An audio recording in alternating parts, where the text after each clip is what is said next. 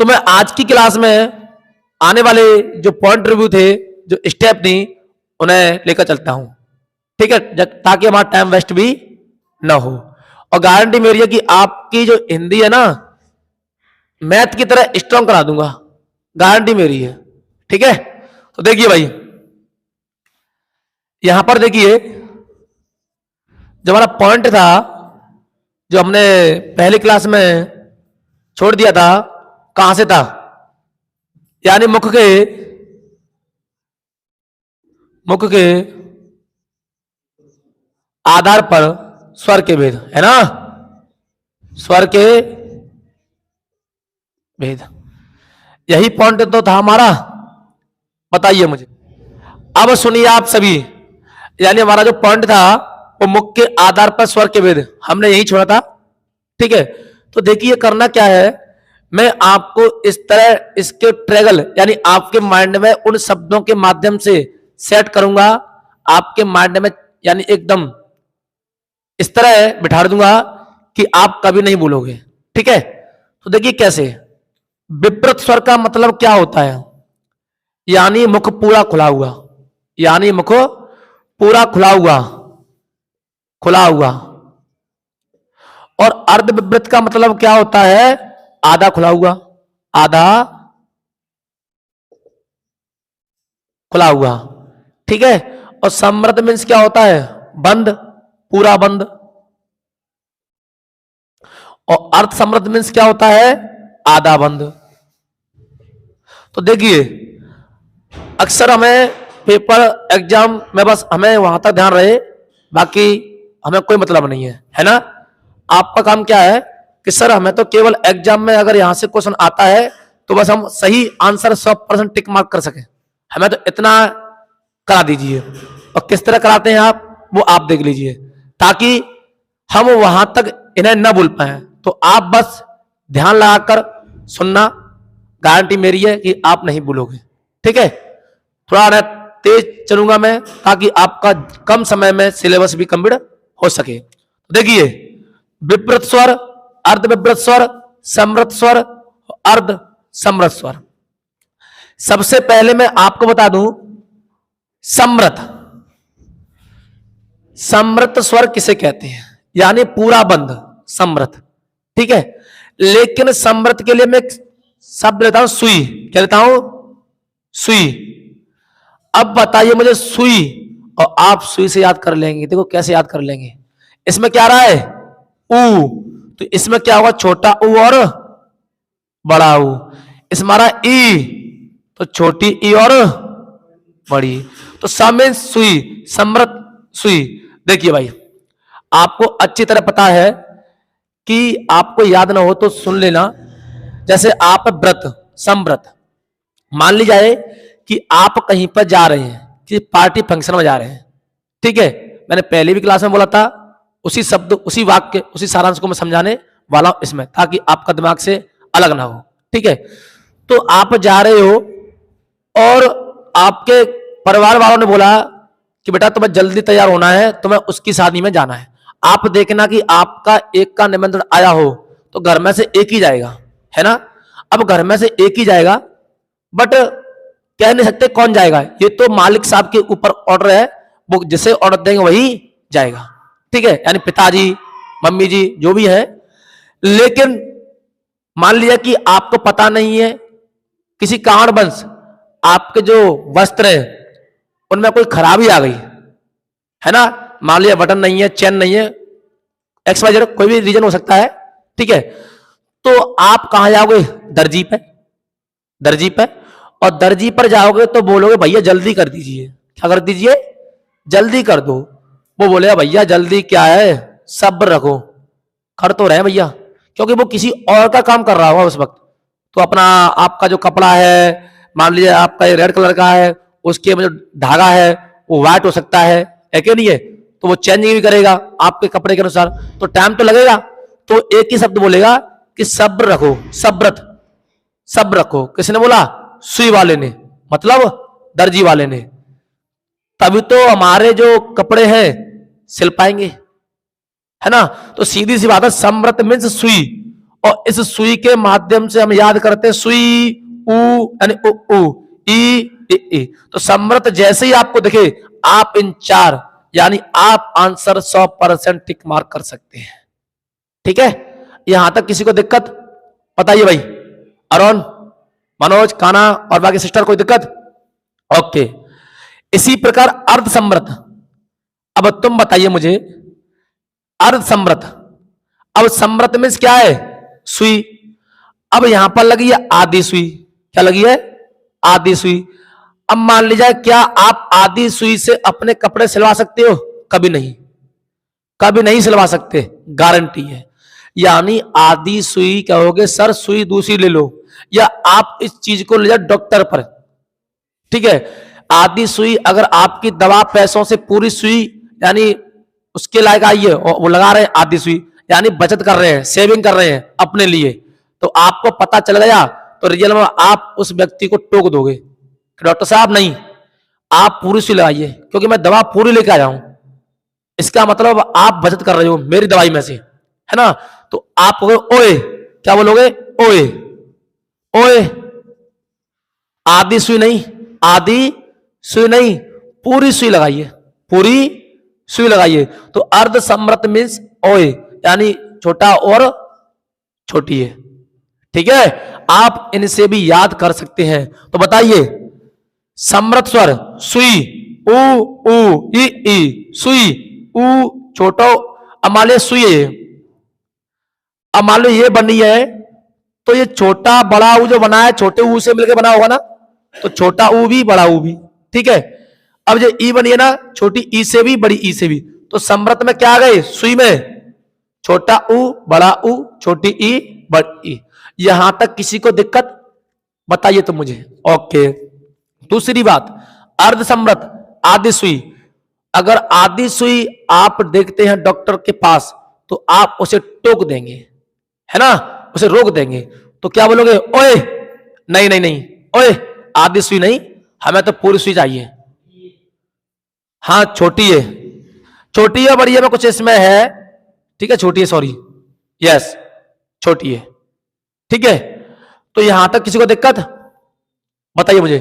ये छोटी है, ठीक है, छोटी ए है। ठीक है, ये ध्यान दीजिए। अब तो समृत स्वर और अर्ध समृत स्वर आपको याद हुए ना? कभी बोलोगे तो नहीं? अरे समृत जैसे ही दिखे आप सुई याद कर लेना। समृत में क्या है? सुई। अर्ध समृत में क्या है? आधी सुई। सीधी सी बात। ठीक है, वैसे मैं इतना समझा चुका हूं लेकिन फिर भी दोहराना चाह रहा हूं। अब आइए विव्रत स्वर।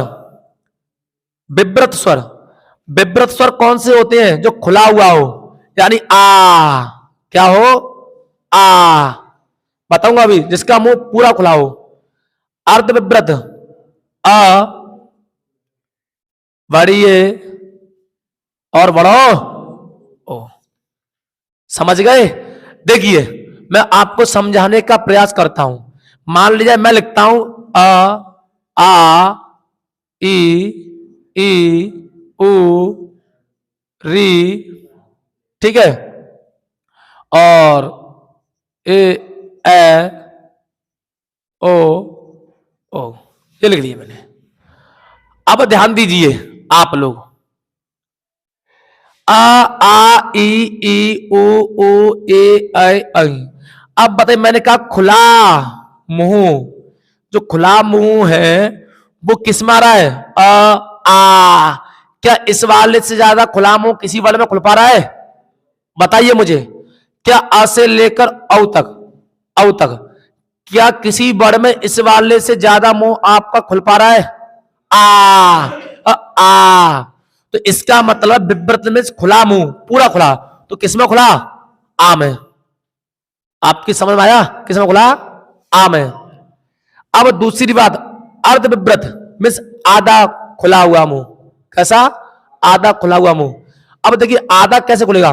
मैंने कहा अ अ अ अ अ अ अ, आधा खुला ना, पूरा खुलने जो नहीं बनी ना, तो अब यहां पर देखिए ये रहा मेरा, क्या है मेरा? ओ ओ, ये समृत अपना में। ठीक है, यहां पर देखिए कहां है, ये रहा, बड़ी है, क्या है मेरी, ए ए एनक वाली ए, है ना। इसके बाद आओ, आओ, औरत वाली आओ, औरत वाली मात्रा आओ, आधा मुंह, आओ, आओ, आओ, आओ, अर्ध प्रत्यय। यानी मेरा कहने का आपसे यह मतलब है कि अगर आधा मुंह खुले तो अर्ध विव्रत, पूरा मुंह खुले तो विव्रत, आधा मुंह बंद अर्ध सम्रत, पूरा मुंह बंद सम्रत। समझ में आया आपकी में। तो देखिए किस तरह ट्रेवल करना है, यहां से देखिए मैं आपसे पूछता हूं विव्रत स्वर, तो जरा इसे उच्चारण कीजिए, आ आ, इस पर पूरा खुला मुंह, ठीक है, ये हुआ कंप्लीट।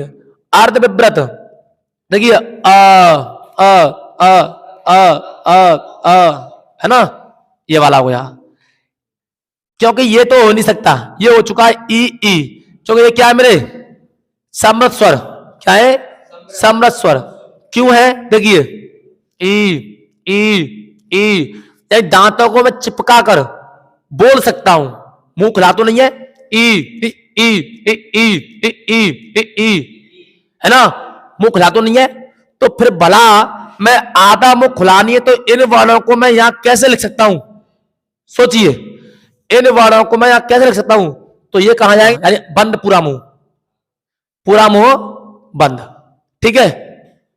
ओ ऊ, ये भी ओ ऊ ओ ऊ ओ ऊ, कहीं तक लगभग 95% ये बंद मुंह से बोल जा रहे हैं, ठीक है, 99% मान लीजिए, ठीक। तो ये भी कहा ले जाएंगे सम्रत स्वर में, यानी बंद। दूसरी बात री, ये मूर्धन्य कहलाती है अपने आप में, ठीक है, समझा चुका हूं इसके बारे में आपको। अब देखिए ए, ये वाली ए छोटी ए, अब देखिए ए, ये आधा मुंह बंद है, देखियो ए ऐ ऐ ऐ ऐ ना बोल सकता, देखियो ए ऐ ए ऐ ऐ, यानी दांत है ना वो आपके ऊपर ने थोड़ा बहुत हुए, है ना, इस वजह से कहां चले आए अपन अपने आप में अर्ध सम्रत में, छोटी है, ठीक है। ऐसे ही आओ आओ आओ आओ, अरे झटका सा, तो सीधी बात है आधा मुंह खुला, यहां आ गया ओ, अपने आप में ओ भी यहां आ गया, तो छोटी ए और छोटा ओ कहां चले गए, ये आधे वाले में। अब देखिए सम्रत स्वर कहां है, ये रहा अर्ध विव्रत स्वर, अर्ध विव्रत स्वर। अब देखिए यहां पर आ ए ओ, ये तो अपने आप में तुम जानते ही हो, ए ऐ ए ऐ ए ऐ, है ना, आधा मुंह खुला, आओ आओ आओ आओ आओ, है ना, ये भी खुला, तो सीधी सी बात है अर्ध विव्रत, विव्रत स्वर, सम्रत स्वर और अर्ध सम्रत स्वर। अब कभी भी आप बोलोगे नहीं, ठीक है। तो कैसे देखिए मैं आपको बताता हूं, सुनिए पहले मनोज भाई, मैं आपसे पूछता हूं सम्रत स्वर कौन कौन से हैं, तो सम्रत का मतलब क्या है, सुई, तो सुई का मतलब क्या है, छोटा ऊ, बड़ा ऊ, छोटी ई, बड़ी। अब अर्ध सम्रत स्वर आधे स्वर, तो आधी सुई ओए ओए, छोटा ओ और छोटी ए, इसमें अपवाद भी है पर वो बाद में बताएंगे आगे चलकर, व्यंजन पढ़ेंगे तब, ठीक है। अब 2 पॉइंट आप क्लियर। तीसरा पॉइंट विव्रत स्वर, क्या है विव्रत स्वर, विव्रत का मतलब है खुला, पूरा मुख खुला विशाल की तरह, आ आ विव्रत, है ना। अब क्या बचा अर्ध विव्रत, इसमें आधा मुंह मिले, क्या मिले आधा मुंह, तो मैंने आ आ आ आ आ, है ना। उसके बाद क्या आएगा, इसके बाद क्या आएगा बड़ी है ए ए आए ए आए आए आए आए आए आए, है क्या नहीं है। इसके बाद क्या आएगा बढ़ाओ बढ़ाओ, जैसे आओ आओ आओ आओ, यानी औरत वाला। तो बड़ी ए, बड़ा ओ, छोटा अ, कहां जाएंगे ये? अर्ध विव्रत में। और विव्रत में आ, समव्रत में सुई, छोटा ऊ, बड़ा ऊ, छोटी ई, बड़ी। और अर्ध समव्रत में ओए, ओए यानी छोटा ओ, छोटी ए। ठीक है, किसी को दिक्कत तो नहीं है? ओके, थोड़ा फास्ट, क्योंकि जल्दी मुझे कंप्लीट करना है आपका सिलेबस। ठीक है, तो यहां तक किसी को दिक्कत हो तो मुझे बता दो अभी। किसी को प्रॉब्लम? इसे नोट करो जल्दी। अब अगला हमारा जो पॉइंट है वो ओष्टाकृति के आधार पर, इसे हम होठ भी बोल सकते हैं। ठीक है, होठ के आधार पर ध्यान दीजिए आप सभी, आप सभी ध्यान दें। ओष्टाकृति के आधार पर देखिए आप सभी, व्रतमुखी यानी गोल, और अव्रतमुखी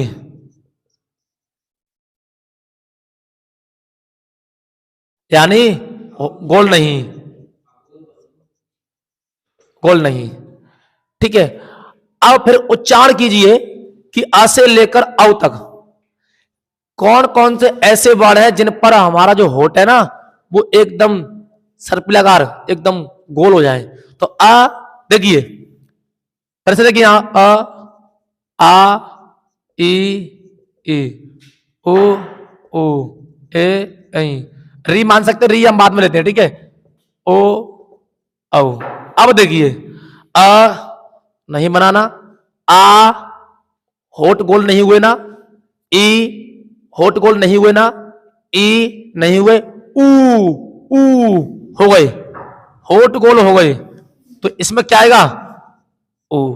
और बड़ा ऊ भी आएगा, बड़ा ऊ, क्योंकि ऊ देखो मेरे, देखो मेरी तरफ देखो आप, आ नहीं हुए, आ नहीं हुए, ई नहीं हुए, ऊ अपने आप होठ हो ऐसे, ऐसे हो गए ऊ। तो सीधी सी बात है, ये हमारे क्या हुए? गोल। अब आगे चलते हैं, आए, आए नहीं हुए, ओ तो ये भी हो गए, औ, औ तो ये हो गए आपके व्रतमुखी। आपके समझ में आया? ये कौन से हो गए? व्रतमुखी। और अव्रतमुखी जो बाकी है वो इसमें अकाउंट हो जाएंगे। आपके समझ में आया? अव्रतमुखी कौन से? जो होठ गोल नहीं हो। तो बाकी जो रह गए वो कहां चले जाएंगे? आपके अव्रतमुखी में चले जाएंगे। किसी को दिक्कत? मुझे हर जगह आपकी सेकंड बचानी है, हर जगह, ताकि कम समय में सिलेबस आपका इस तरह सेट किया जाए ताकि आप आंसर टिक मार्क 100% कर सके, वो भी फुल में से फुल। इसलिए आप मेरी भाषा को, जो मैं तेज बोलने का उच्चारण के स्थान से मैं आगे बढ़ रहा हूं, उस स्थान को आप ग्रहण कीजिए, अपने माइंड में जगह दीजिए कि इस स्थान को हमें ग्रहण करना है और आपको आगे बढ़ना है। ठीक है, तो यहां पर देखिए, व्रतमुखी, अव्रतमुखी, किसी को दिक्कत बताइए मुझे, किसी को प्रॉब्लम बताइए मुझे। तो व्रतमुखी कौन कौन से होते हैं? अरे आज से लेके आओ तो चले जाइए, जहां आपके होठ अपने आप सर्पिलाकार बन जाए, ये मान लिया वही आपके व्रतमुख होंगे, और जो नहीं बने वो अव्रतमुखी होंगे। सीधी सी बात है। अगर आप यहां सीख गए तो ये कंप्लीट हुआ, अगर ऐसे सीख गए तो ये कंप्लीट हुआ, लेकिन इसे सीख लेंगे तो अच्छा है, ये ऑटोमेटिक अपने आप सेट हो ही जाएगा। ठीक है मनोज, यहां देखिए, तो ओष्टाकृति के आधार पर किसी को दिक्कत बताइए मुझे, इसे नोट कीजिए। अगला पॉइंट है, व्युत्पत्ति के आधार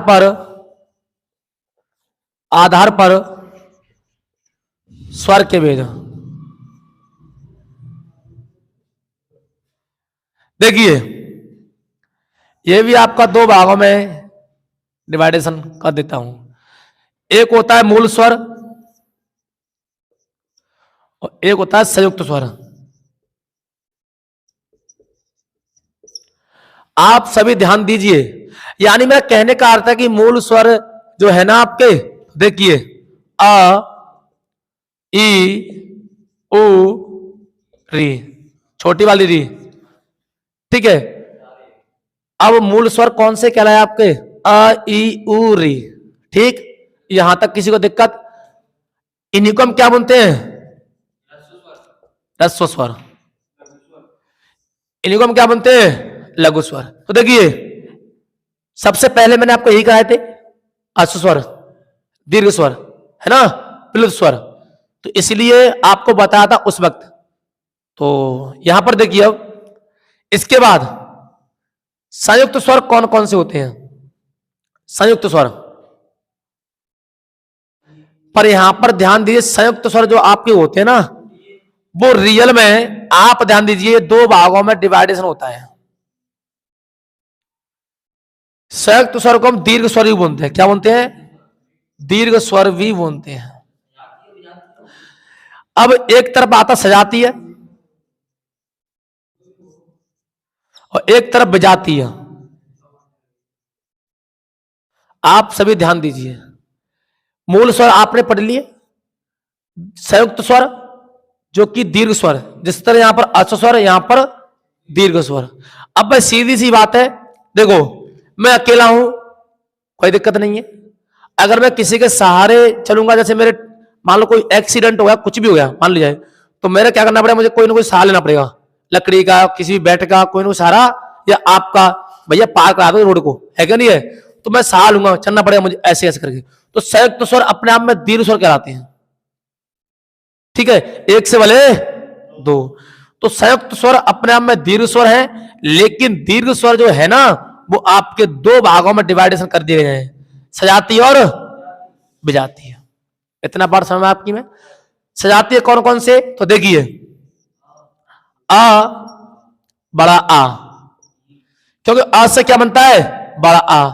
इसी तरह छोटी ई से बड़ी, छोटे ऊ से बड़ा ऊ। और आप ले सकते हो क्या? बड़ी री भी ले सकते हो, जो संस्कृत में प्रयुक्त होती है, ठीक है। अब सर क्यों इनको संयुक्त स्वर क्यों बोला गया? ये तो आपने पहली क्लास में पढ़ाया था कि सर ये तो दीर्घ स्वर है, पर आप संयुक्त स्वर क्यों बोले जा रहे हैं? देखिए क्यों बोले जा रहे हैं। बड़ा आ कैसे मिला है? अ प्लस अ बराबर आ, बड़ी ई प्लस ई बराबर बड़ी ई, ऊ प्लस ऊ बराबर बड़ा ऊ। यानी कहने का अर्थ संयुक्त, यानी मिलकर योग से बने वर्णों से जो नया वर्ण बनता है उसी को क्या बोलते हैं? संयुक्त स्वर। बताइए तुम मुझे यहां पर अ बराबर बड़ा, क्या मिल संधि नहीं हुई यहां पर? इसे संयुक्त स्वर भी बोलते हैं। दूसरी बात, इसे क्या बोलोगे? संधि स्वर भी बोलेंगे, संधि स्वर। देखो कितने पॉइंट यहां से आपके निकल के आ रहे हैं। संधि स्वर भी है और संयुक्त स्वर भी है और दीर्घ स्वर भी है। ये अपने आप में क्या है?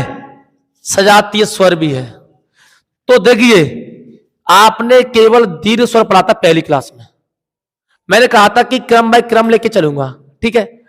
दीर्घ स्वर आपने पढ़ा था, लेकिन दीर्घ स्वर के पास जो नाम है वो कितने नाम है? जैसे मैंने कहा आपसे कि आपका नाम पंकज भी है, और आपका कोई उपनाम भी हो सकता है, घर वाले किसी और नाम से पुकारते होंगे, बाहर वाले किसी और से नाम से पुकारते होंगे, और आपके फ्रेंड किसी और नाम से पुकारते होंगे, बट व्यक्ति एक ही हो, यानी आप एक ही हैं।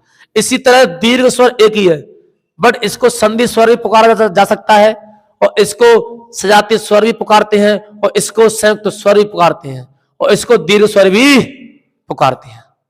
अब ये तो उसके ऊपर है कि वो किस नाम से जानना चाहता है, यानी पेपर वाला, समझ गए इस बात को।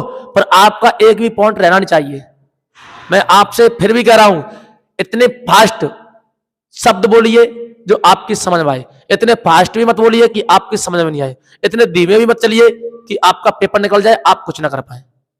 तो सब चीजों को देखते हुए हमें अपना सिलेबस साथ साथ कंप्लीट भी करना है, और साथ साथ इस तरह भी करना है कि पेपर में कोई क्वेश्चन ना रहे, समझ गए। तो अब देखिए, तो बताइए तुम मुझे, संधि स्वर किन्हें बोलते हैं? दीर्घ स्वरों को, यानी जो जिनमें संधि करके स्वर बनाया जाए उन्हें दीर्घ संधि स्वर कहते हैं। यानी जिन्हें संधि करके बनाया जाए या बन जाए वो वर्ण संधि स्वर या संयुक्त स्वर या दीर्घ स्वर कहलाता है। ठीक है, अभी बात कर रहे हैं हम किसकी, स्वर की, तो इसलिए अभी शब्द क्या बोलूंगा, स्वर बोलूंगा। ठीक है, किस ध्वनि का प्रयोग करूंगा, स्वर का। टेंशन ना लीजिए, एक वर्णमाला पूरी होने दो और गारंटी आप चाहे वीडियो चाहे पुलिस चाहे एसआई कोई पेपर लगाना, एनी एग्जाम, एक भी पॉइंट रहने नहीं दूंगा, ये मेरी गारंटी है। बस ये बता दीजिए क्या मेरी लैंग्वेज जो मैं फास्ट लैंग्वेज का प्रयोग कर रहा हूं आपके समझ में आ रहे हैं शब्द या ऊपर ऊपर से जा रहे हैं। अगर आ रहे हो तो मैं इसी तरह प्रयोग करूंगा, नहीं आ रहे हो तो फिर मैं अपनी जो लैंग्वेज है अपनी जो ध्वनि है उसको मैं आराम से कर लेता हूं, उसे डिग्री को कम कर लेता हूं। बताइए आपकी समझ में आ रहा है? ओके ठीक है, आपके लिए फायदा है, मुझे कोई दिक्कत नहीं है, मैं आराम से ही बोल सकता हूं, फास्ट ही बोल सकता हूं। यहां से एक पॉइंट एक बात आपको और बता दूं कि जिस तरह मैंने आपसे कहा कि मैथ में जो शॉर्ट ट्रिक जानता है यानी पढ़ाने वाला अच्छा व्यक्ति तो वो बेसिक भी जानता होगा, लेकिन जो बेसिक जानता है जरूरी नहीं कि वो शॉर्ट जानता हो। समझ गए? अब आपको सर हम पर शॉर्ट आता है, कोई सवाल बेसिक से आता नहीं है, तो मैंने क्या बोला, एकदम कंटेस्ट व्यक्ति। कंटेस्ट का मतलब है जो शॉर्ट तक पहुंचा तो बेसिक से पहुंचा होगा, और जो डायरेक्ट खाली बेसिक पर है वो शॉर्ट तक नहीं पहुंच पाया। तो इसीलिए मैंने कहा कि जरूरी नहीं कि शॉर्ट वाला शॉर्ट जान सके, लेकिन शॉर्ट वाला बेसिक जानता होगा। इसलिए मैं आपके दिमाग में ये फीड करने वाला हूं कि क्या कैसी चीज पूछ सकता है। तो बताइए यहां तक किसी को दिक्कत? मुझे कहीं से ही पूछ लीजिए, कोई दिक्कत नहीं मुझे। ठीक है, अब देखिए तो सजाती स्वर, सर विजाती का मतलब क्या है? तो देखिए विजाती का मतलब क्या है, मैंने कहा छोटी ए, ये मेरा क्या है, दीर्घ स्वर है, संधि स्वर भी है, लेकिन सजाती स्वर नहीं है, विजाती स्वर है। सर क्यों है? तो देखिए ये किससे मिला है, आ प्लस ई से, ये एक जैसे नहीं है। देखो इनका संधि की जा रही है लेकिन एक जैसे नहीं है, लेकिन इनके योग से एक बना, तो इसलिए क्या बोलोगे, विजाती स्वर। क्या बोलोगे, विजाती स्वर। तो ये है तो दीर्घ स्वर लेकिन कौन से है, विजाती स्वर। किसी को दिक्कत? तो आप बोलोगे कौन कौन से हैं, छोटी ए, बड़ी ए और छोटा ओ। आपको बताया अ प्लस ऊ से, आओ आओ। देखिए अगर आपसे नहीं मिल पा रहा तो देखिए आए, इस ध्वनि के निकालिए, यस आए आए आए। सर कैसे याद करते हैं? अब मैंने आ में प्लस ऊ मिलाया, आओ आओ आओ, ध्वनि बोलो, ऑटोमेटिक याद हो जाएगा आपको। आओ आओ तो क्या बनेगा, छोटा ओ, बड़ा ऊ तो आओ आओ आओ, है ना? तो सीधी सी बात है, आपको ये चीज सिखा चुका हूं मैं पहली क्लास में, है ना? तो टाइम वेस्ट नहीं करना है हमें। तो ध्यान दीजिए कि छोटी है, बड़ी है, छोटा हो, बड़ा हो, और आप क्या बोल सकते थे, संयुक्त स्वर भी बोलोगे, यानी संयुक्त स्वर। क्या बोलोगे, संयुक्त स्वर। दूसरी बात, इन्हें आप संधि स्वर भी बोलेंगे। तीसरी बात, इन्हें आप क्या बोलोगे, दीर्घ स्वर भी बोलेंगे। 4 नंबर की बात, आप इन्हें विजातीय स्वर भी बोलेंगे। इधर इसी प्रकार इसमें एक चीज का फर्क है बस, विजातीय सजाती का। इसे संधि स्वर भी बोलेंगे, संयुक्त स्वर भी बोलेंगे, और सजातीय स्वर भी बोलेंगे, और दीर्घ स्वर भी बोलेंगे। तो दीर्घ स्वर आपके कई नाम से पुकारे जा सकते हैं, ये आपको विशेषकर ध्यान रखना है। ठीक है, देखता हूं कि आपका पॉइंट कहां से रह जाता है। बताइए मुझे, यहां तक किसी को दिक्कत? तो बताइए मुझे, मूल स्वर, दीर्घ स्वर। सर आपने बड़ी री क्यों नहीं ली है? अरे ले सकते हो ना, यहां ले ली तो ले ली मैंने, लेकिन टेंशन ना लो, अभी कुछ व्यंजन आने वाले हैं, संस्कृत के शब्द भी प्रयोग करेंगे, हम वर्ण प्रयोग करेंगे। ठीक है, सब बताने वाला हूं। जिस तरह तुम्हारा वर्ण वाला टॉपिक फिनिश होगा उसके बाद आपकी डाउट क्लास भी लगाई जाएगी एक दिन के लिए। आपके पास जहां से किसी भी प्रकार का ऑनलाइन कोर्स हो, या आपके पास यूट्यूब हो, या आपके पास बुक हो, कहीं से भी हो, आप लेकर आना है और उसका आंसर मैं दूंगा। ठीक है, तो यहां तक किसी को दिक्कत? बताइए मुझे। अच्छा जी, आप इसे नोट कीजिए। अगला पॉइंट देखिए, उच्चारण, उच्चारण के स्थान पर